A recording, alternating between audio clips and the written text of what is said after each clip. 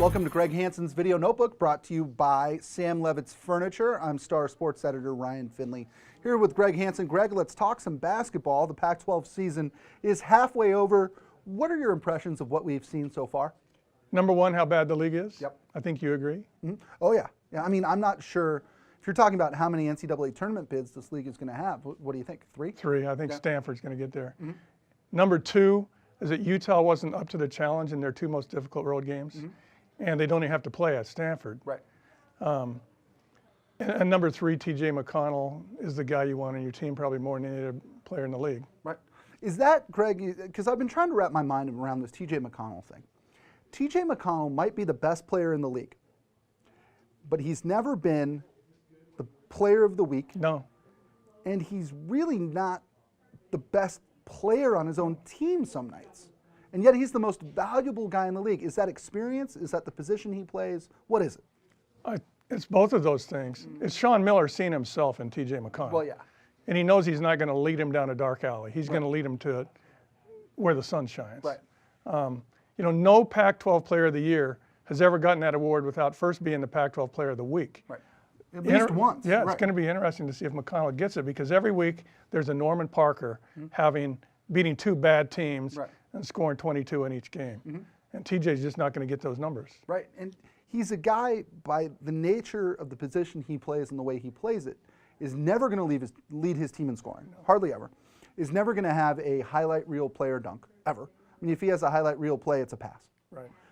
This is a guy who might be as under the radar as any good player in the league in 10 years. All it took, I know this sounds simple, for Bill Walton to say he's the player of the year. Yeah. And then Wayne Tinkle said it, and then Sean Miller said it. Right. And for Wayne Tinkle to come out after that game and say it was so revealing how smart Wayne Tinkle is. Well, let's talk about Wayne Tinkle for a minute. Wayne Tinkle, having seen him in person for the first time, if you close your eyes a little bit, he reminds me on the sidelines of one Lute Olson. Right or wrong? Yeah. I mean, he's going to need about 500 more wins, don't get me wrong. Yeah. But sort of his size, the way he stalks up and down the sidelines, he'll go 4 feet out onto the court if he hates a call. To me, he was a real presence and really not at all what I thought he would be in person. Very kind of forceful, a real personality in a league that needs more personality coaches. 100%. He's going to hit it out of the park. Yeah. He might only stay there 5 years because everybody's going to come after him. Right. But when he gets that recruiting class next year with his son and his coach's son, given how bad this league is, boy, he's going to be a hot property. Why wasn't he somewhere better sooner? Good question. Think of the coaches that were passed over, and just in this league. I mean, the coaches that were hired and he was passed over. Right. I mean, Washington State's had to replace its coach, well, as recently as this summer, but twice in the last 5 years. I mean, Ken Bone over Wayne Tinkle. You look Dana at Altman. You look at Cal hiring Quanzo Martin. Yeah. I mean, Quanzo Martin, I think, brings a great pedigree to this league. What he did last year can't be, but I mean, Wayne Tinkle to me is a personality guy with a program in a league that really needs some. All goes back to the athletic directors. People think athletic directors are geniuses, and they hire the wrong guys so often. Right. The reason Arizona is so much better than ASU in basketball all goes back to the bad choices ASU's athletic directors made 30 years ago. Wow. And they brought in Bill Frieder. Is this a shot at Bill Frieder? No, Bob Weinauer at Penn. Arizona hired Lute. They hired Bob Weinauer at Penn. He was a disaster. Never been the same. Wow. Greg, give me 2 predictions for the second half of the Pac-12 season. Oregon will come out of nowhere because they have the easiest schedule left. They don't play Arizona again.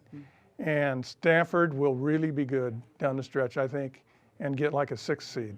If you had to close your eyes and pick a Pac-12 tournament champion, who is it? Arizona against Utah. Arizona against Utah. No winner? You're not going to give me a winner? I think Arizona will win. Arizona will win. Well, there you have it. That'll do it for this episode of Greg Hansen's Video Notebook, brought to you by Sam Levitt's Furniture. For Greg Hansen, I'm Ryan Finley. We'll see you next time.